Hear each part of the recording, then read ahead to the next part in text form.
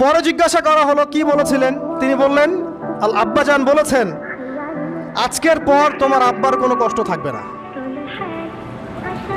আর তুমি আমার পরিবারের মধ্যে সবার আগে আমার সাথে সাক্ষাৎ করবে। এই যে আজকের পর আমার আব্বার আর কোনো কষ্ট থাকবে না, এর মানে বোঝেন, মানে সারাটা নববী জীবন কত যে কষ্ট নবী সাল্লাল্লাহু আলাইহি ওয়াসাল্লামকে সহ্য করতে হয়েছে। আজকে জান্নাতে যাওয়ার দিন, আজকে আর তোমার আব্বার কোনো কষ্ট থাকবে না। এই মানুষটার যদি এই অবস্থা হয় তাহলে আমরা কি?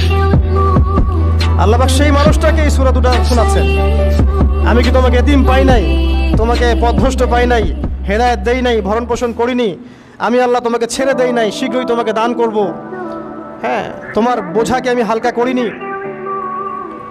ফাইন্না মাআল উসরি ইউসরা, ইন্না মাআল ইউসরি ইউসরা, কষ্টের সাথেই স্বস্তি আছে, নিশ্চয়ই কষ্টের সাথেই স্বস্তি আছে। ফাইদা ফারাগতা ফানসাব ওয়া ইলা রাব্বিকা ফারগাব, যখন তুমি অবসর পাবে তখন তোমার রবের দিকে একনিষ্ঠ হও। এটাই বলতে যাচ্ছি আমি আপনাদের, যে আমাদের উচিত শুধু আল্লাহর দিকে একনিষ্ঠ হওয়া, দুনিয়াকে ভালো না বাসা, কিচ্ছু না দুনিয়াটা।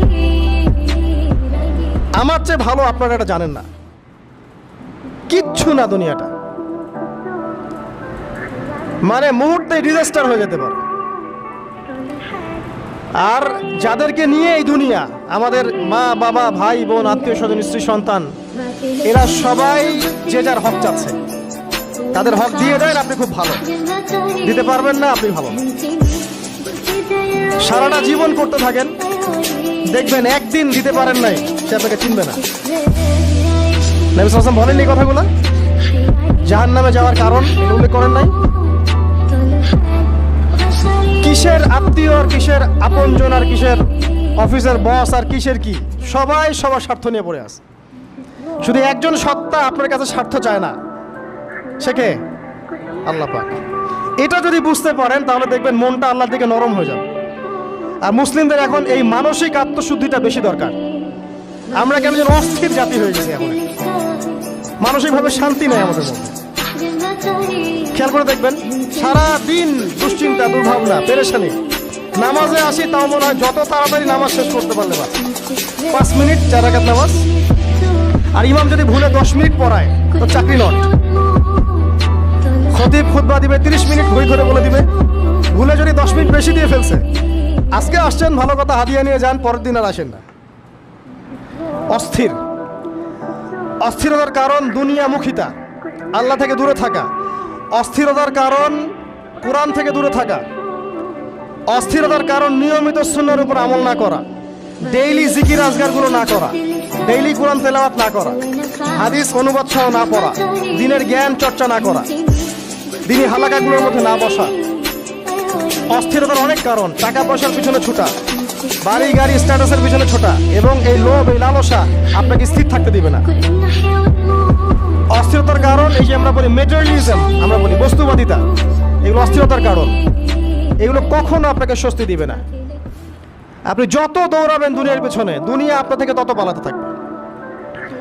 আর আল্লাহ পাক বলেছেন, হে আদম সন্তান, আমার ইবাদতের জন্য সময় বের করো, আমি তোমাকে 2টা জিনিস দিব। 1 নাম্বার, তোমার হাতকে আমি স্বচ্ছলতা দিয়ে ভরে দিব, আর 2 নাম্বার, তোমার সমস্ত অভাব আমি দূর করে দেব।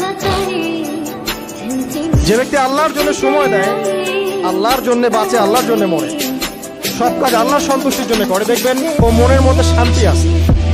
হয়তোবা তার 5 তলা 10 তলা বাড়ি নাই, BMW নাই, সুজুকি জিক্সার নাই, তারপরে দেখবেন সে অনেক শান্তিতে আছে, কারণ তার মনের মধ্যে একটা প্রশান্তি কাজ করে।